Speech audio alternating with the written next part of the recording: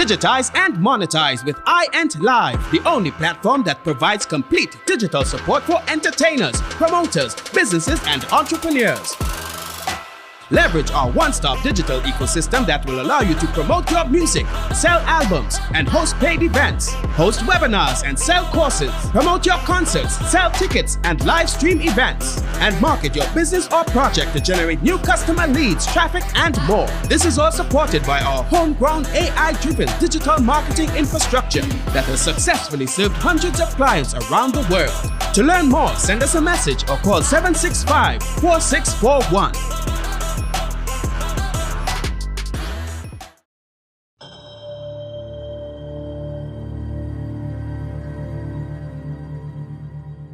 Hi, good evening, and welcome to Bloodline podcast on iEnt Live. My guest this evening is Trinidad-born, Miami-based comedian Cindy-Ann Boisson. Welcome, Cindy-Ann. Hi, Peter. Thank you for having me. The pleasure is all mine. So, Cindy-Ann, tell me something about your origins and family life. Where were you born? Where you grew up? Family life. Yeah, originally born in Maraval village. Well, I guess Port of Spain in general, just to keep it real. But grew up in Maraval village. My both parents are from Paramin village. And so I spent most of my childhood days in Paramin with all my cousins because it was just my brother and I. And that's where I had fun because it was so many of us. I come from a very big family. I had like 51 first cousins. Wow. So it was, and we were all kind of in the same place because both parents from Paramin. My mother's two sisters got married to my dad's two brothers. So 3 sisters married, 3 brothers. Wow. So that was it. Maraval village, Paramin village, just having fun. And what about schooling and hobbies and stuff like that? I went to St. Rose's Girls RC. And one of my hobbies was standing on a particular spot in the girls' school so that the boys could see us. That was Rosary Boys. Because St. Rose's Girls and Rosary Boys, they're very close. Yeah. So the girls, there was a particular spot in the girls' school there where if we stood there, the boys would see us clear as day. So that was one of me. You were naughty from childhood? From small, very, very mischievous. I always loved to play and laugh. And I guess, like I said, it was mostly, the cousins around my age were mostly boys. So that I would do a lot of like rounders. I had neighbors and we play rounders and pitch, and that was my childhood, mostly outdoors. But we weren't allowed, girls weren't allowed to climb the trees because we were told if we did that, the fruits would be sour. So we weren't allowed to climb any trees, but we could do anything, almost anything else. That the boys could do? Yeah. So how you got started in the arts? And who were some of your mentors? How I got started? When I left, I went to St. Francois, and I always had a passion for storytelling. Not in a formal setting, but like in my classroom with my friends. If we were liming anywhere, I would take center stage because my life is comedy. I guess it just happened that way. I always had a story to tell. So I would hold audience, and we would have fun.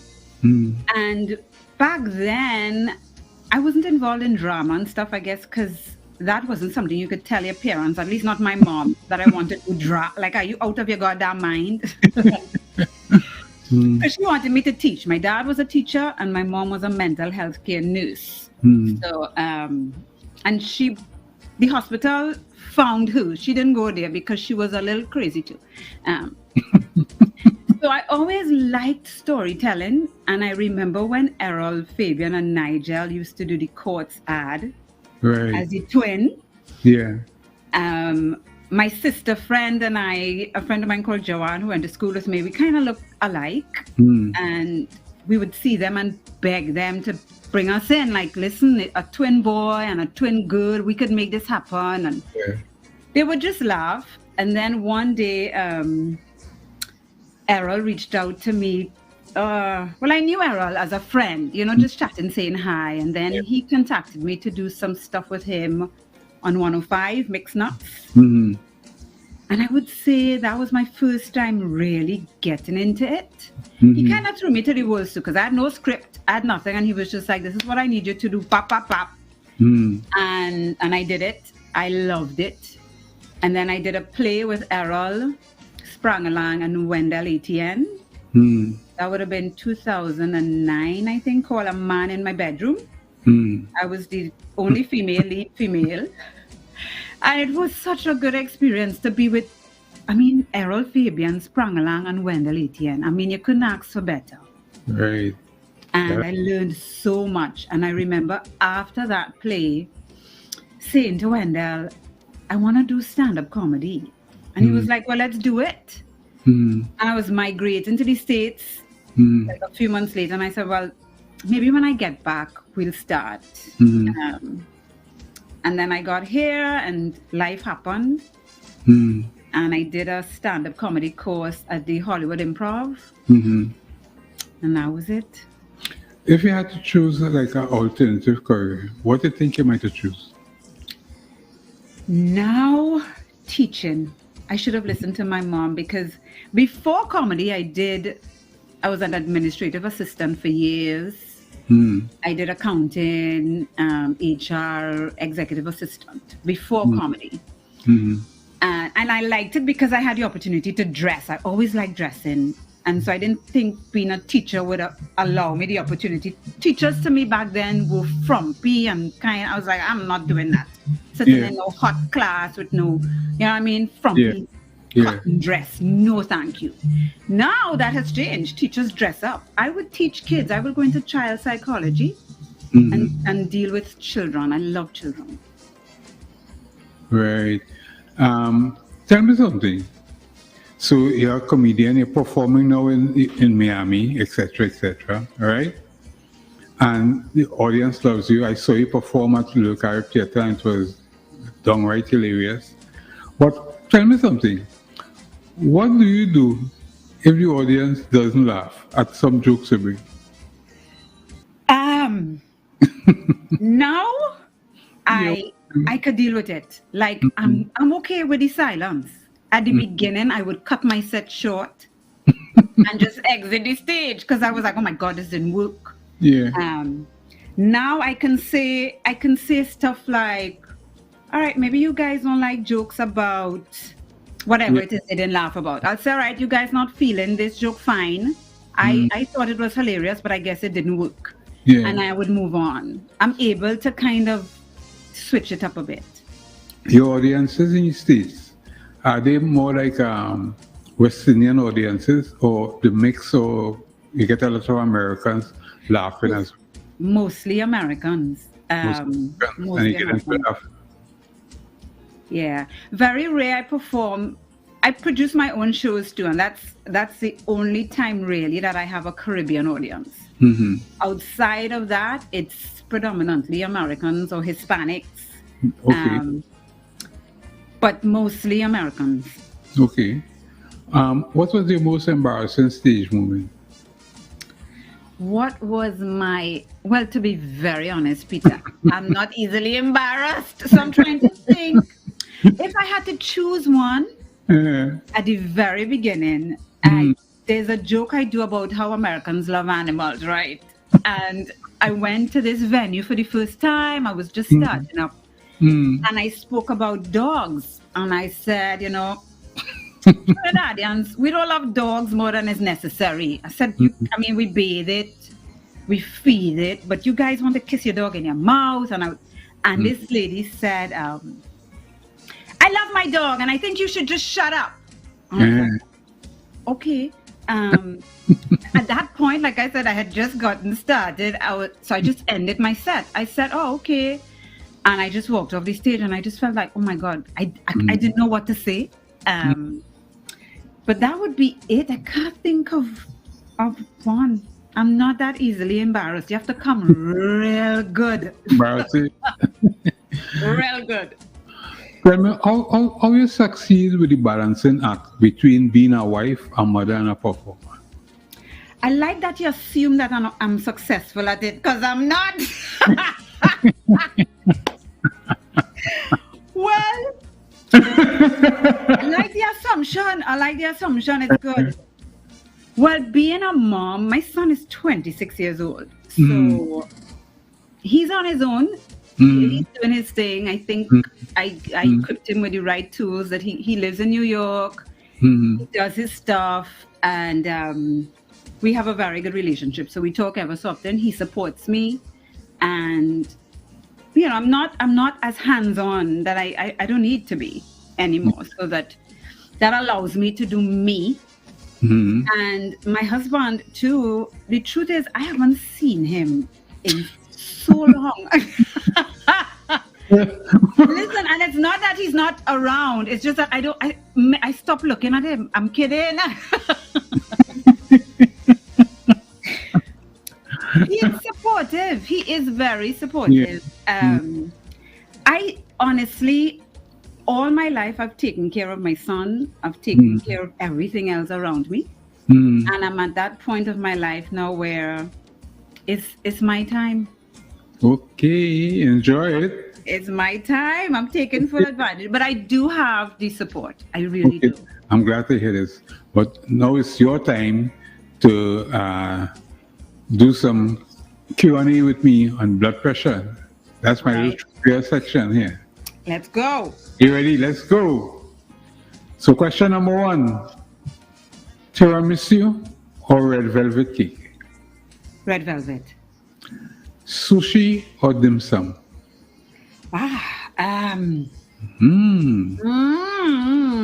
Okay, sushi. Sushi. Pylori or doubles? Jeez and ages. Come on, man. Pylori or doubles? Can I dip the pylori in the double sauce? That would be ideal. I could do that. Oh my God, that's tough. All right, doubles. All right. KFC or Popeyes? Can I say neither, or I have to choose one? I have to choose one? Not necessarily neither. Not Royal Castle. Fish and chips. That's my girl. Winter or summer? Summer. Reading or TV? Reading. David Rudder or Machel Montano? Cheese on edges. What happened? David Montano. That's tough. Oh my God, let me see. You love them both equally. I love them both for different reasons. They bring different things to the table. I know, that's why I asked you. I know. If I had to choose, who watches this show more, David or Marshall? I'll choose you. You'd have to choose one, really. You love them both. I love them both. We'll be diplomatic tonight, okay? Yeah. All right. Christmas or Carnival? Carnival. That one you have to choose one. Carnival for sure. For sure. Parang or soca? I like parang. Actually, parang, you have to like parang. And I don't know if you've ever heard of, I hope I'm pronouncing it correctly. It's called quiche or crèche. Crèche, yeah. It's a French. The French thing to. Parang. Yeah. That to me is, I love that. It's a pity we don't play it as much as we used to. Yeah, it's a beautiful music. It's beautiful. Yeah. It's French influence. Yes, yeah. I grew up listening to that. I love that music. Okay, last question. Let me see how your blood pressure going. Chris Rock or Kevin Hart? Chris Rock for sure. Chris Rock. Yeah. Well, you have passed the blood pressure test. Good, because I suffer with low blood pressure, so I needed this. Right. Facts and Win is the newest NLCB promotion. To participate, you must be 18 years and over, be in possession of a valid Trinidad and Tobago vaccination card, and have received one dose of a whole WHO-approved COVID-19 vaccine during the promotion period, August 18th to September 14, 2021. 100 weekly winners will receive $5,000 each, and the grand prize is $50,000. Stay hydrated with Caribbean spring water, natural alkaline spring water from the northern range of Trinidad, of course. Cindy. Yes. Yes, my dear. Back to you. Yes, my dear. What do you miss most about Trinidad and Tobago? Peter, you're getting a little emotional because it's been almost 2 years. Get emotional, darling. I love and miss the sincerity of our people. It's something that I think I took for granted when I was living home. People talk a lot about, and they compare customer service. Like, customer service, home stinks and whatever. Yeah. But the truth is, we're not driven by money. So that the customer service to me, home is real life. You're dealing with real people with real issues. And I miss that. I miss somebody saying to me, I go to a restaurant and I order something and somebody say, oh God, girl, that don't taste good now. Because it's a genuine sincerity, and I miss, well, of course I miss my friends and my family, and just that sincerity of heart. If I could just say this, years ago, I cannot remember who wrote it, but I read an article back home. It was a lady who migrated to Trinidad from Canada. And there was a sentence, and she said, service without heart is greatly overrated. And that stayed with me. And I read that maybe 20 years ago. Service without heart is greatly overrated. And I stand by that. Yeah. We have a lot of heart home. It's a beauty that I miss that the most. What advice would you have for a young artist who wants to have a career in the arts in the United States? How difficult it is, or how easy it is? It's not easy at all. What advice you have for them, a young person? First of all, commit. Commit to who you are. Be honest and be yourself and be true, and commit to that. Because eventually people have no choice but to buy into that. Be prepared to work hard. Believe in yourself, because there were a lot of naysayers when I started saying I shouldn't do this, I can't do that. And I had to just keep plowing through.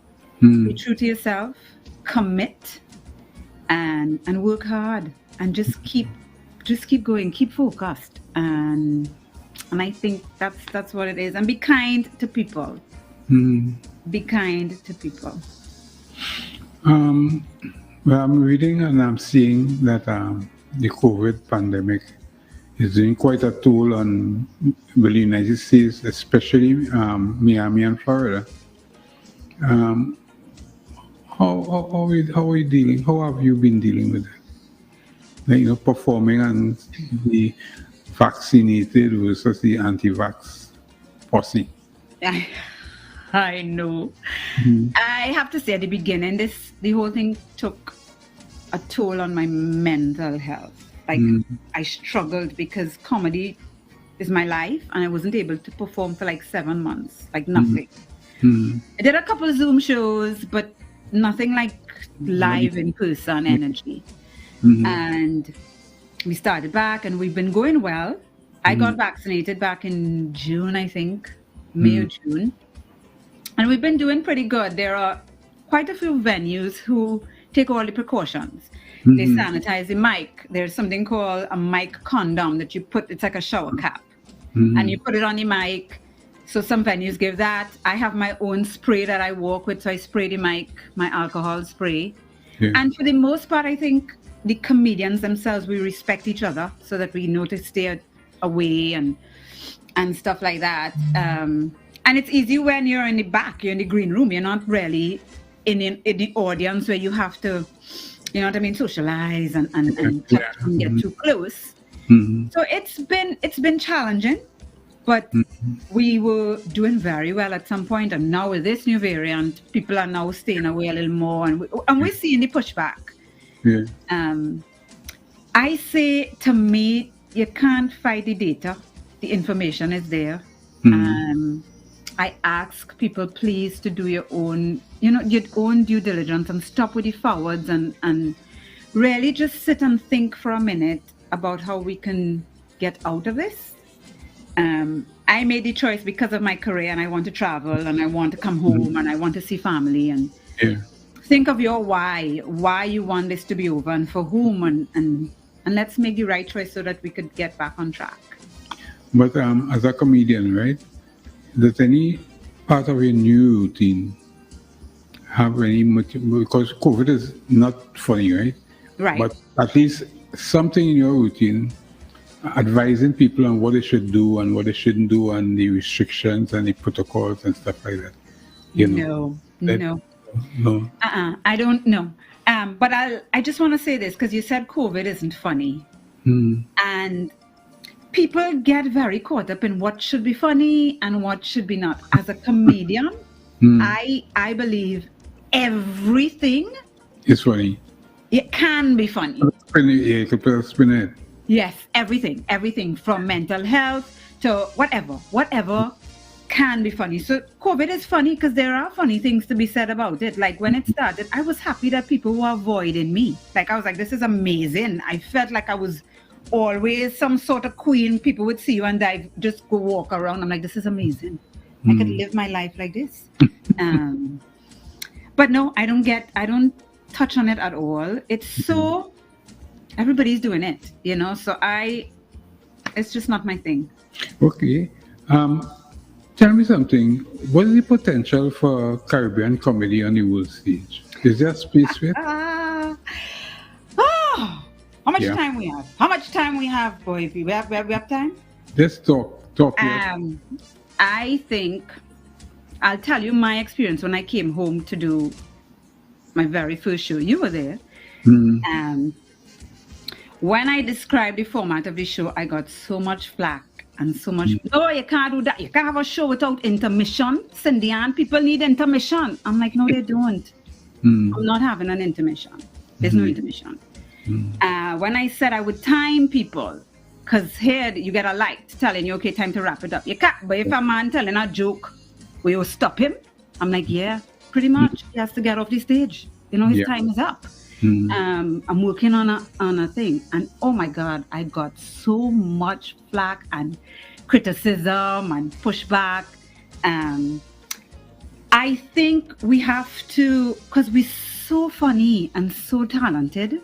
I haven't yet figured it out quite yet why we have not been able to advance on the world stage. I think it has part to do with discipline. And I know people might be like, but it's true. We are very spoiled. And I don't say it in a bad way. And you realize I said we, myself included. In order for me to succeed, Peter, I had to change the way I thought of myself and the whole scene. Because sometimes you perform in a dive bar, two drunk men cussing, a fight break out. And when I started comedy and I would think, okay, this is below me. I'm not doing this. Right. I had to realize, in order for me to get to that next level, I had to kind of come down, and be like, assimilate. That's right. And I think we are so spoiled home and so entitled, and I say it in the truest way and in the best. We're very spoiled. And so I think it has to do with that we get here and we realize, wait a minute, you want me to drive an hour for $10? Are you out of your goddamn mind? Yeah. That's what I do sometimes. I'm not sometimes I drive for $0. You see me sometimes performing for a drink at a bar. Wow. That's what it takes to get where you need to get. People don't see that. And they see everything that glitters, they assume is gold. Mm-hmm. But it's not. It's a lot of hard work. It's a lot of perseverance and commitment. And a lot of understanding that it doesn't mean that you're less or more of a person. It just means that this is what it's going to take to get you where you would like and hope to go. Yeah. Who's the funniest comedian that you know? You know, somebody who really... In terms of somebody professional or just anyone?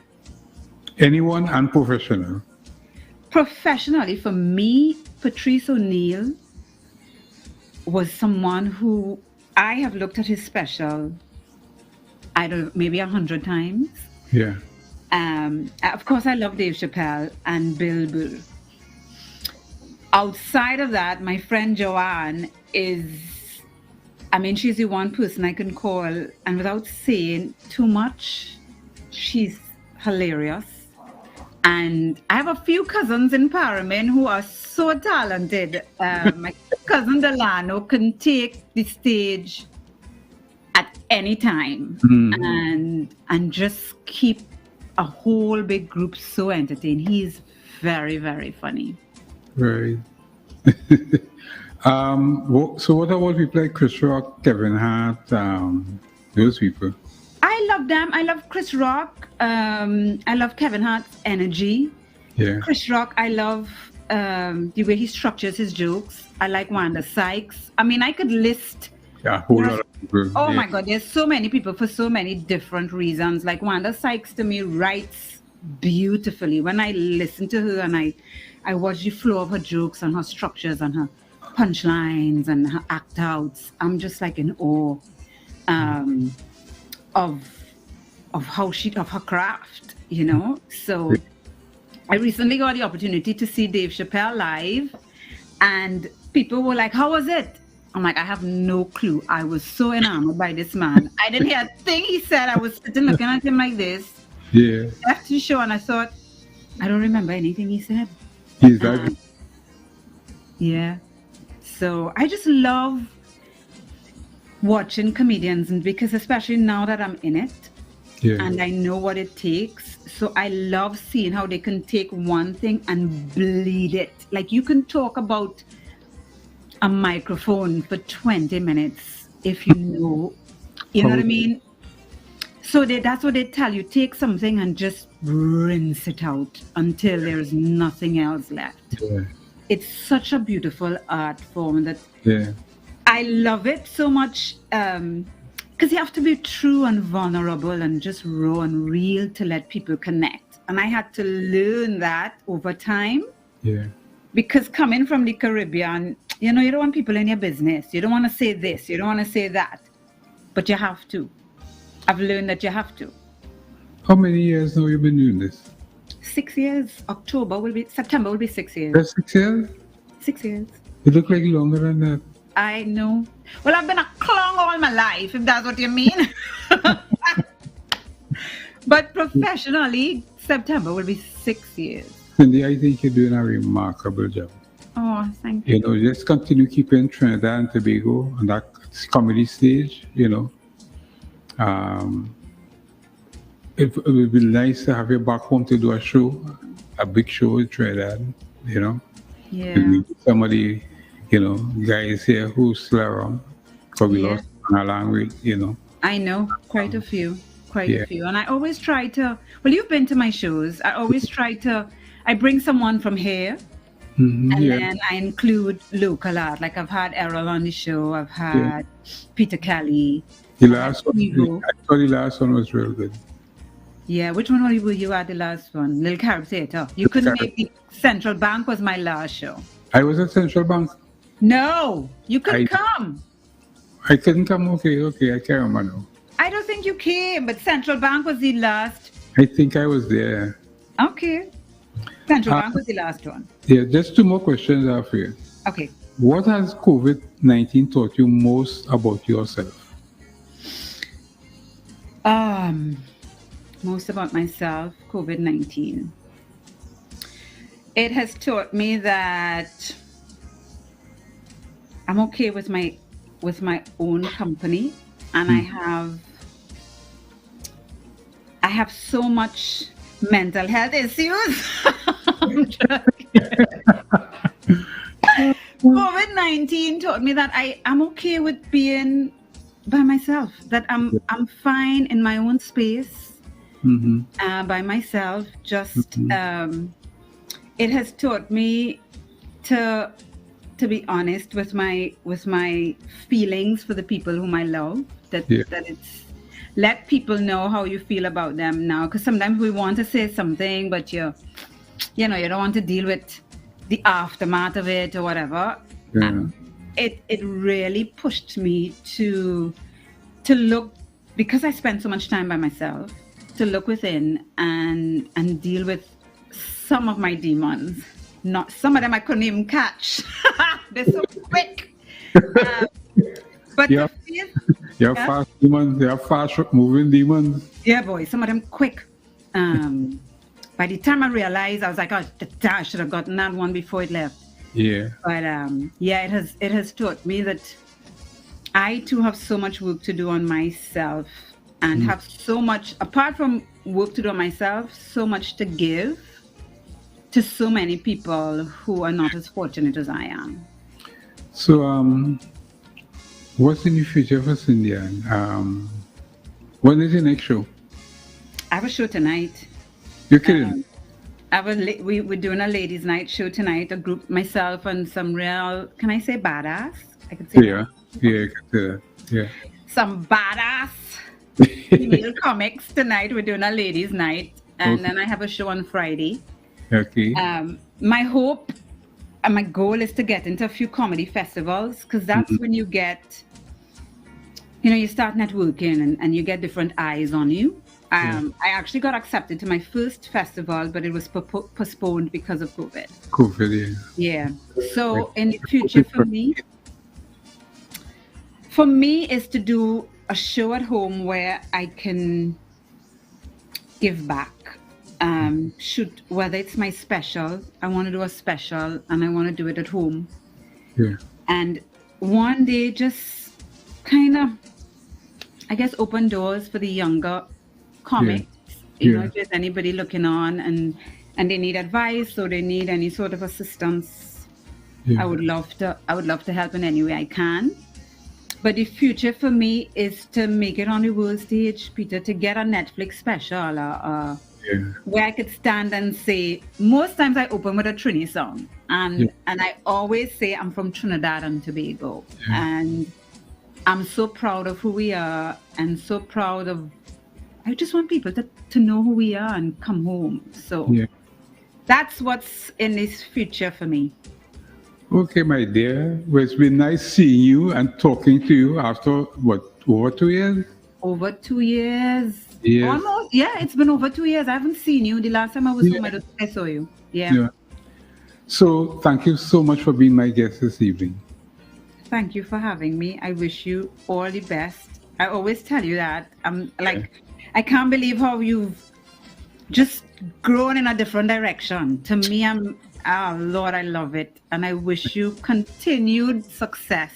Okay, my darling. Thank you very much. Bye. Thanks for having me, Peter. Love. Bye-bye. Bye. My guest this evening was a comedian, Miami-based Trinidadian comedian, Cindy Ann Boisson. And you have been looking at Bloodline podcast on Live, sponsored by NLCB. Ciao. Good evening. Digitize and monetize with Live, the only platform that provides complete digital support for entertainers, promoters, businesses, and entrepreneurs. Leverage our one-stop digital ecosystem that will allow you to promote your music, sell albums, and host paid events, host webinars and sell courses, promote your concerts, sell tickets and live stream events, and market your business or project to generate new customer leads, traffic, and more. This is all supported by our homegrown AI-driven digital marketing infrastructure that has successfully served hundreds of clients around the world. To learn more, send us a message or call 765-4641.